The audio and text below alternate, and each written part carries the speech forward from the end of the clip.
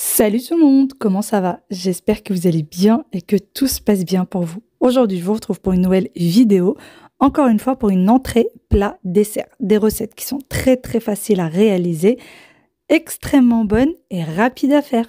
Pour certaines, je vous les ai déjà partagées. Pour les personnes qui me disent pourquoi est-ce que tu nous repartages des recettes que tu nous as déjà faites, eh bien tout simplement parce que c'est la vie quotidienne. Il y a des recettes que je fais et que je refais tout simplement parce que ça plaît aux membres de la famille. Et du coup, quand je fais des plats comme ça complets, je vous montre ce qui peut éventuellement être présenté. Donc là, je vais commencer par le plat principal. J'ai décidé de faire comme ça. J'ai besoin d'un oignon que j'ai fait en tout petits morceaux et de 2 gousses d'ail. Dans une poêle, je viens mettre un filet d'huile d'olive, un bon filet d'huile d'olive. Je rajoute du coup l'oignon une fois que c'est un petit peu chaud et par la suite, je vais bien mélanger l'oignon, le laisser revenir un petit peu et je rajoute également les 2 gousses d'ail écrasées. Alors moi j'en ai mis 3 parce qu'elles étaient assez petites, mais si vous avez des grosses gousses d'ail, vous en mettez seulement 2. Je mélange bien et par la suite je vais couvrir et laisser revenir du coup l'oignon et l'ail. De temps en temps je viens mélanger pour m'assurer que ça n'a pas accroché. Moi je fais toujours tout cuire à feu doux pour que ça évite d'accrocher. Et par la suite, je vais rajouter 250 g de viande hachée. Alors nous sommes 4, 250 g, ça suffit largement, voire on peut en manger le lendemain d'ailleurs. Il en restait aussi pour le lendemain de ce repas-là. La viande hachée, je l'ai bien travaillée du coup avec ma spatule et j'ai rajouté curcuma, gingembre, poivre et sel. Je mélange une fois de plus. Et ensuite, je vais laisser cuire à peu près 10 minutes à feu très doux. Il faut savoir que la viande hachée n'a pas besoin de beaucoup de cuisson et qu'en plus de ça, après, on va la remettre au four. Donc vraiment, pas besoin de la laisser cuire énormément de temps. Pendant qu'elle est en train de cuire, eh bien, je vais venir laver des poivrons. On a besoin également de poivrons. Je vais préparer un hachis parmentier, mais moi je le prépare toujours un peu autrement. J'aime bien y rajouter un petit peu de légumes, ça donne un petit peu de douceur au hachis parmentier. Je trouve qu'en règle générale un hachis c'est très sec, alors que quand on y rajoute des légumes vraiment c'est extrêmement bon. Essayez cette recette pour ceux qui ne l'ont jamais essayé et vous allez voir c'est vraiment un pur délice. J'ai besoin de poivrons jaunes, poivrons verts et poivrons rouges. C'est ce que j'avais moi dans mon tiroir de cuisine, ou plutôt dans le tiroir du réfrigérateur. Prenez ce que vous avez et ce que vous aimez comme légumes. Si j'aurais eu de la courgette, j'aurais pu éventuellement rajouter de la courgette coupée en petits dés ou en fil lamelles, pareil pour les carottes, etc. Moi, j'avais des poivrons, donc j'ai fait avec. Et d'ailleurs, j'ai l'habitude de le faire avec des poivrons, c'est extrêmement bon. Donc, j'ai besoin de poivrons, d'un oignon et également de quelques gousses d'ail. Donc, pour là, j'ai 2 gousses d'ail et puis un tout petit morceau. Je prends une poêle et je viens tout couper en fines lamelles et je mets le tout d'un seul coup dans ma poêle. Pas besoin de faire revenir l'oignon d'abord ou faire revenir l'ail, etc. Je fais toujours de cette façon-là et c'est très bon. Donc là, je vais couper l'oignon en fines lamelles. J'ai pris un oignon plutôt petit, je dirais, c'est comme vous souhaitez. Vraiment, c'est comme vous souhaitez et la quantité, c'est comme vous le souhaitez également. Les poivrons verts, j'en ai mis un peu plus que pour le reste parce que j'avais des poivrons verts qui étaient assez petits. Et pareil, je viens les couper en fines lamelles et je mets tout en même temps dans ma poêle. Les poivrons rouges et les poivrons jaunes donnent un peu plus de douceur que les poivrons verts, je trouve. Une fois que j'ai tout coupé, je vais venir du coup prendre l'écrase-ail, je vais également écraser l'ail. Je retire tout le reste. Je prends également l'huile d'olive et je vais rajouter un bon filet d'huile d'olive, du sel, du gingembre, un petit peu de poivre et des herbes de Provence. Je mélange un peu le tout et c'est qu'à ce moment-là que je vais venir mettre en cuisson. D'ailleurs, la viande hachée avait fini de cuire entre-temps. Pour ce qui est de la purée, je ne vais pas la faire moi-même, je vais la faire au Thermomix parce que ça me fait gagner énormément de temps. Et je prends la purée du hachis parmentier. Donc je vais sur la recette hachis parmentier. Je ne sais pas si vous voyez quelque chose, mais en tout cas vous avez l'image.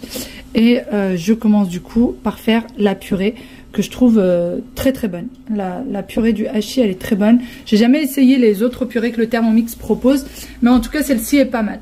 Mais sinon la purée elle est très facile à faire, c'est juste que moi ça me fait gagner du temps. Voilà, donc c'est parti, je vais avancer. Hop. Et en fait quand le Thermomix vous donne des recettes, vous n'êtes pas obligé de tous les faire. Voilà, et là je vais commencer. D'ailleurs, dans la purée, on vous demande souvent de mettre le fouet pour faire la purée. Moi, je ne le mets jamais. Je fais toujours ma purée sans fouet. Vous étiez beaucoup à me dire comment faire pour le tenir, etc. Personnellement, je ne l'ai jamais mis. Donc apparemment, il faut juste le tourner. Quelques conseillères Thermomix m'ont dit que ça se tenait très bien si on le tournait un peu, etc. Mais moi, je ne le mets pas. Je fais ma purée sans. Donc c'est parti pour 1 kg de pommes de terre. Et la purée que le Thermomix me propose, ça me suffit largement comme quantité. D'ailleurs, pour nous, on a besoin à peu près d'1 kg de pommes de terre. Et d'ailleurs, c'est ce qui est demandé dans la recette. Encore une fois, ce que je vous montre là, on en a mangé pendant 2 jours. Puisque moi, je ne suis pas une grosse mangeuse. Les enfants non plus. Donc vraiment, ça nous a largement suffi. On a besoin d'1 kg de pommes de terre, à peu près 400 g de lait, du poivre et du sel. Et on vient laisser cuire le tout. Si vous faites votre purée sans le Thermomix, vous laissez cuire bien évidemment les pommes de terre dans de l'eau et non pas dans du lait. Ensuite, je viens du coup mélanger les poivrons. Je laisse à feu doux parce que sinon ça va vite coller. Moi j'ai des poêles, si jamais je ne fais pas cuire le tout à feu doux, ça colle très très vite. Après le plat principal, je suis passée directement à la préparation du dessert. Puisque l'entrée, c'est quelque chose qui va se manger assez chaud et puis c'est surtout quelque chose qui se prépare très rapidement. Donc j'ai préféré commencer par le dessert qui lui a besoin d'être passé à la poêle, ensuite au four, etc. Donc j'ai besoin de 3 pommes, donc c'est des pommes assez grandes. Si vous avez des petites pommes, prenez-en 4. Je viens les éplucher, les équeuter, donc je retire tout l'intérieur. Et une fois que c'est fait, je vais venir les couper en dés assez grossièrement. Vous n'avez pas besoin de taille précise, vraiment assez grossièrement. Donc vous voyez, j'ai fait un peu comme ça vient. Ensuite, je retire ma poêle et je laisse cuire un peu plus loin puisque ça c'est déjà fait. Et je prends la poêle dont j'ai besoin tout de suite. Dans ma poêle, je viens mettre un petit peu de beurre salé. Si vous avez du beurre lambda, vous en mettez. J'ai mis à peu près une grande cuillère. Ensuite, j'ai mis 2 cuillères de cassonade. Si vous n'en avez pas, vous pouvez mettre juste du sucre normal. Et j'ai mis également une cuillère de miel. Pareil, c'est une option. Vous n'êtes pas obligé de rajouter la cuillère de miel. J'ai fait revenir un petit peu le tout. Je retire l'excédent de ma cuillère et je viens ensuite rajouter les pommes dans le mélange. Pareil, j'ai fait cuire à feu doux parce que j'avais très peur que ça brûle. En plus, le beurre, si jamais il brûle, eh bien, vous n'avez plus qu'à tout mettre à la poubelle et tout recommencer. Je mélange bien les pommes dans le reste et on a besoin à peu près d'une demi-heure de cuisson. Alors, le dessert, c'est un dessert qui est extrêmement bon et qui est très, très rapide à préparer.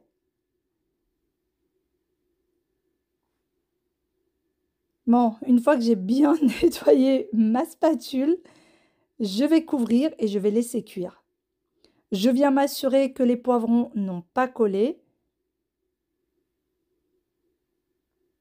Ça y est, pour ma part, ils sont cuits.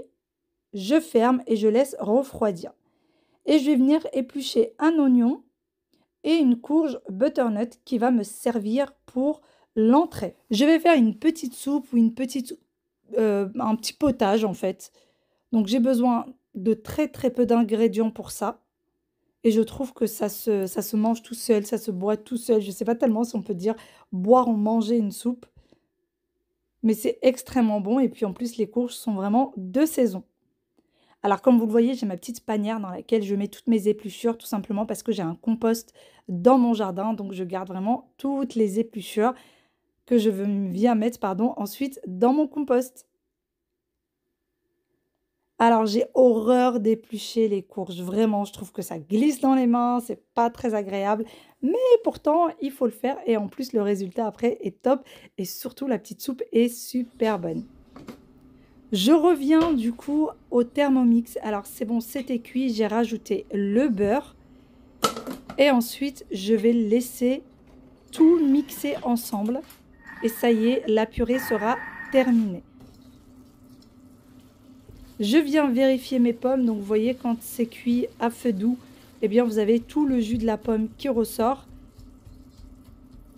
Avec la spatule, je viens écraser un petit peu les pommes, m'assurer déjà qu'elles sont cuites et ensuite les écraser un petit peu. Donc, je ne vais pas mixer les pommes, juste les écraser comme ça quand on mangera les petites. Je vais faire des tartelettes. Voilà. Je vais faire des tartelettes aux pommes et quand on va les manger, on va sentir vraiment des vrais morceaux de pommes. Je trouve que c'est très agréable en bouche. Et en plus, vu que c'est du fait maison, eh bien, c'est beaucoup, beaucoup plus agréable de sentir vraiment ces morceaux de pommes. Et pendant que c'est en train de refroidir, je vais venir m'occuper du coup de mon plat. Donc là, pour le plat, je vais prendre les légumes qu'on a fait cuire, que je vais venir mettre dans le fond des plats. J'ai décidé de faire des plats individuels. Comme je vous l'ai dit, une fois par semaine, j'aime bien faire plaisir aux enfants et préparer des choses qui peuvent leur faire plaisir, que ce soit visuellement parlant ou gustativement parlant. Ils aiment beaucoup les hachis parmentiers faits comme ça. Et mon mari aussi d'ailleurs aime beaucoup, il trouve que c'est beaucoup plus doux avec les légumes. J'ai mis du coup les légumes, ensuite j'ai rajouté la viande hachée et par la suite je viens rajouter de la purée que j'ai préparée du coup avec le fameux Thermomix. Bien sûr la purée elle est très très facile à faire sans le Thermomix, moi c'est vraiment juste pour gagner du temps. D'ailleurs j'aurais pu tout faire avec le Thermomix, je l'ai fait comme ça sur ma cuisinière pour vous montrer un petit peu que c'est réalisable par tout le monde et que c'est facile à réaliser. Mais si vous avez le Thermomix, vous pouvez tout faire avec, ça vous fera gagner énormément de temps. Je continue, du coup, je vous remontre une deuxième fois comment est-ce que j'ai réalisé. Donc, j'étale bien les légumes de façon à ce que ce soit bien homogène sur le plat. Ensuite, je rajoute la viande hachée, pareil, de façon à ce que ce soit bien, bien homogène. Bien sûr, ce plat-là, vous pouvez le faire dans un grand plat familial et venir couper des parts. Moi, c'est ce que je fais en règle générale, mais là, je voulais faire plaisir aux enfants et leur faire une jolie présentation une fois de plus. Et ensuite, la purée. Vous pouvez rajouter de la viande hachée par-dessus si vous le souhaitez. Donc, une fois que j'aurai fait tout ça, je vais tout mettre au four à 180 degrés pendant 30 minutes, chaleur tournante, de façon à ce que tous les ingrédients s'imprègnent les uns des autres et que ce soit un petit peu, comment dire, un petit peu gratiné par-dessus. Alors, moi, je n'ai pas rajouté de fromage pour ne pas que ça gratine de trop, puisque mon mari n'aime pas quand c'est gratiné sur le dessus et mon fils non plus. Donc, j'ai décidé de juste ne le faire pour personne. Et comme ça, on avait tous le même plat. Et je continue. D'ailleurs, ces plats-là viennent de chez Lidl et je les ai depuis un moment. Ils sont topissimes.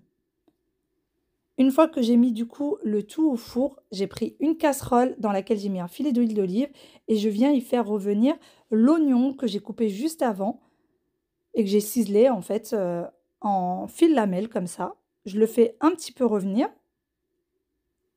Je couvre et je laisse. Une fois que c'est fait, je viens rajouter la courge butternut que je vais également faire revenir. Alors, ça ne se voit pas en caméra parce que moi, c'est en version rapide, mais j'ai laissé revenir un petit peu la courge butternut à peu près 5 minutes avec les oignons.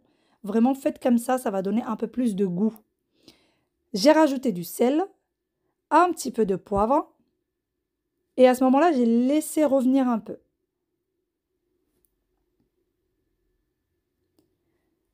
D'ailleurs, pendant ce temps-là, j'ai mis de l'eau chaude dans laquelle j'ai mis un bouillon de légumes et que je suis venue ensuite rajouter par-dessus la courge et l'oignon et je laisse cuire tout simplement.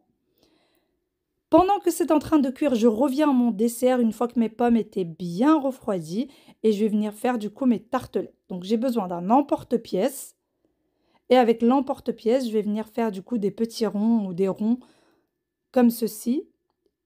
Alors, j'aurais pu faire une tarte. Vous pouvez faire une seule et même tarte. Moi, j'ai décidé de faire des tartelettes pardon, individuelles pour rester dans l'esprit en fait individuel tout simplement.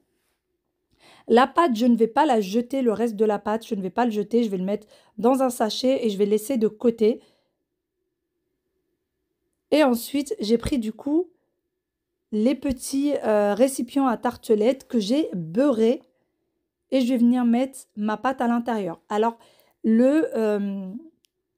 l'emporte-pièce avec lequel j'ai coupé la pâte est toujours plus grand que la taille des récipients à tartelettes. C'est très important pour que ça vienne bien sur les côtés. Donc l'emporte-pièce est plus grand que je ne sais pas comment ça s'appelle, mais dans quoi je vais faire les tartelettes en gros, pour vraiment que ça vienne bien bien sur le côté.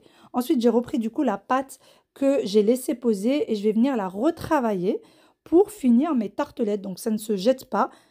Alors c'est de la pâte brisée d'ailleurs, si vous vous demandez, c'est de la pâte brisée. Vous pouvez la faire avec de la pâte feuilletée, mais c'est pas topissime. Je vous conseille vraiment de la pâte brisée. Ensuite, j'ai pris de la compote. Ce n'est absolument pas obligé. Moi, je voulais rajouter un petit côté gourmand. Et c'est de la compote des enfants, c'est tout ce que j'avais. Donc j'ai fait avec. Je viens mettre vraiment un tout petit peu de compote dans le fond de mes tartelettes. Vraiment, j'en avais pas vraiment besoin puisque mes pommes avaient déjà rejeté pas mal d'eau. J'aurais pu le faire sans. Mais c'est vraiment par habitude. Donc une fois que j'ai mis la compote, je viens l'étaler dans le fond de mes tartelettes. Encore une fois, vous en mettez très très peu, voire vous n'en mettez pas du tout. Ça ne rajoute aucun goût, sincèrement, mais c'est vraiment par habitude. J'étale bien. Faut bien faire monter la pâte jusqu'en haut du récipient puisqu'on en aura bien besoin. Vous allez voir ça après avec moi. Et pour ce qui est des pommes, il faut attendre qu'elles soient bien bien froides pour qu'elles ne déchirent pas la pâte, pour qu'elles n'abîment pas votre pâte. Sinon, ça va vraiment abîmer la pâte et votre recette ne sera pas réussite. Et ensuite, j'ai pris du coup les pommes qui ont bien refroidi. Comme vous le voyez, je peux prendre la poêle avec les mains sans problème. Et je viens mettre les pommes dans le fond de mes récipients. J'écrase un petit peu d'ailleurs les pommes avec ma cuillère parce que mine de rien, c'est pas la peine de laisser vraiment des gros morceaux. Il faut qu'il y ait des petits morceaux pour que ce soit agréable en bouche, comme je vous le disais, mais il ne faut pas non plus qu'il y ait des gros morceaux de pommes. Une fois que j'aurai terminé les tartelettes, je vais les mettre au four en mode cuisson pain. Vous allez me dire pourquoi cuisson pain? Pour qu'elles soient bien cuites sur le dessous, qu'elles soient bien croustillantes sur le dessous. C'est le seul mode dans mon four en tout cas qui cuit bien sur le dessous. Chaleur tournante, je trouve que c'est pas le top. Et ça va cuire pendant à peu près 180 degrés pendant 30 minutes. J'ai pris une autre pâte brisée que je vais venir couper en fines lamelles comme ceci. Alors j'ai pris un rouleau à pizza. C'est assez laborieux, vous allez voir quand vous allez essayer, mais essayez d'y aller doucement et vous faites de fines lamelles comme ceci. C'est pas difficile à faire, c'est rapide à faire. Encore une fois, tout ce que je vous ai montré là, c'est vraiment des recettes qui sont très très faciles et très rapides et en général, tout le monde aime bien. Et ensuite, une fois que j'ai coupé, j'ai retiré une lamelle sur deux. Une fois que j'ai retiré une lamelle sur deux, je les reprends et je viens faire un quadrillage comme ceci. Donc, vous les remettez sur les autres lamelles que vous avez laissées. Et on a besoin d'un quadrillage. Donc, on va venir mettre des petits quadrillages sur les tartelettes. C'est des choses que je voyais toujours en boulangerie, mais je me disais toujours que c'était difficile à faire, que ça devait être assez laborieux. Et en fait, pas tant que ça, c'est vraiment très facile. Je reprends l'emporte-pièce que j'ai utilisé juste avant. Et pour que ça coupe facilement, je prends comme ceci le rouleau à pâtisserie et je viens l'enrouler sur l'emporte-pièce et vous allez voir que ça coupe très très bien et très facilement. Vous voyez ce que ça donne? Je prends du coup ma tartelette et je viens en fait coller les bords au bord de la pâte qui est en dessous. Vous voyez? C'est pour ça que je vous disais que la pâte, il fallait qu'elle soit assez remontée vers le haut. Et je continue comme ça. Donc à chaque fois, je vais prendre le rouleau à pâtisserie, l'emporte-pièce, et ça va se retirer très très facilement. D'ailleurs, même quand vous êtes en train de couper la pâte à tartelette que vous allez mettre en dessous, vous pouvez faire de la même manière avec le rouleau à pâtisserie, ça sera toujours beaucoup plus facile à couper. Et quand vous avez terminé, en fait, s'il vous reste quelques tartelettes pour lesquelles vous n'avez pas encore fait de quadrillage, vous prenez les petits bouts de pâte qui va rester et vous essayez en fait de rafistoler un quadrillage. Vous allez voir que ça sera facile à faire. Donc juste avec le reste de quadrillage qu'il y a, vous essayez de remettre les autres bouts sur le côté. Et ça va vous refaire des petites tartelettes et c'est ni vu ni connu, comme je suis en train de faire. Une fois que c'est cuit, vous ne voyez pas du tout la différence.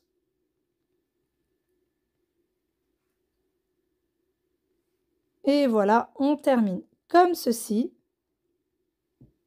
J'ai fait à peu près 8 petites tartelettes. Ensuite, je prends un œuf que je viens mélanger avec quelques gouttes de lait. Je mélange bien le tout et je vais venir badigeonner en fait mes tartelettes, la pâte plutôt, pour qu'elle soit bien dorée au four, tout simplement. Si vous n'avez pas de lait chez vous, si ça peut arriver, juste les jaunes d'œufs suffisent largement. Je rajoute du lait de temps en temps, mais la plupart du temps, je prends juste le jaune d'œuf ou sinon vous pouvez rajouter quelques gouttes d'eau. Ça fait aussi très très bien l'affaire. Et je continue. D'ailleurs, mon hachis était en train de cuire et pendant la cuisson, une fois que ça sera terminé, je vais mettre directement les tartelettes. Ensuite, je repasse du coup à ma courge, c'est bon, c'était cuit et je viens mélanger le tout. Pendant ce moment-là, vous pouvez rajouter de la crème fraîche si vous souhaitez. Personnellement, je n'avais pas envie de rajouter de la crème fraîche, je préférais que ce soit nature. Donc, je parle de la crème fraîche à rajouter par-dessus votre soupe, bien sûr. Allez, je mets mes tartelettes au four et c'est parti pour 30 minutes à 180 degrés, cuisson sur le bas, bien évidemment. Et ensuite, je viens poser la table. D'ailleurs, vous m'avez demandé pourquoi est-ce que je mets des gros pulls en ce moment. Tout simplement parce que c'est très confortable à la maison et surtout, ça tient bien, bien chaud. On pose la table comme il se doit, les couverts comme il se doit et bon appétit bien sûr. D'ailleurs, j'espère vraiment, vraiment que ce genre de vidéo vous donne des idées. J'espère vraiment que ça vous aide au quotidien. C'est vraiment fait pour ça. Ce n'est pas pour vous apprendre à cuisiner ou quoi que ce soit. C'est vraiment pour vous aider à trouver des petites idées. Et souvent, ce sont des recettes qu'on a l'habitude de faire, mais qu'on oublie parce que ça fait longtemps qu'on ne les a pas préparées. Et du coup, on oublie qu'on faisait ces recettes-là et que ça plaisait pardon, à la famille. Allez, on continue de poser la table. Je commence bien évidemment par mon entrée. D'ailleurs, je n'ai pas rajouté de crème fraîche pardon, pour tout simplement que la soupe soit un peu plus légère et puis je n'en voyais vraiment pas l'intérêt. Personnellement, je n'aime pas ça. Les enfants ont légèrement mangé la soupe et mon mari, ce n'est pas trop son truc, mais pour me faire plaisir, il l'a tout de même mangé. Et voilà ce que ça donne. C'est une table qui est dans toute sa simplicité, sans chichi. Pour ce qui est du hachis, je l'ai mis dans des assiettes ensuite parce que c'était extrêmement chaud sorti du four. Donc je l'ai posé dans les assiettes. Et comme je vous le disais, moi je n'ai pas rajouté de fromage. C'est pour ça que ce n'est pas bien gratiné par-dessus.